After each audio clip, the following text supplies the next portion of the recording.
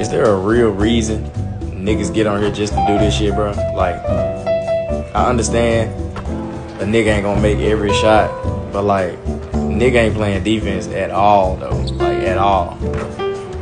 Like, that shit cool, you know what I'm saying? Checking a nigga temperature, seeing if he gonna make shit. But like, it get to a point where if I hit 5 of them bitches, you just still gonna look at me like we both stupid and shit. I just don't know, bro. I don't know, bro. I ain't gonna lie, bro. I'd rather get spanked by a cold ass nigga on this hoe than win on some shit like this. I'm still mad. Like, nigga, nobody wants to shoot wide open jumpers all game, bro. Like, your boy got his Destructo disc on and everything, gang. That mean I'm hot, my nigga, you feel me?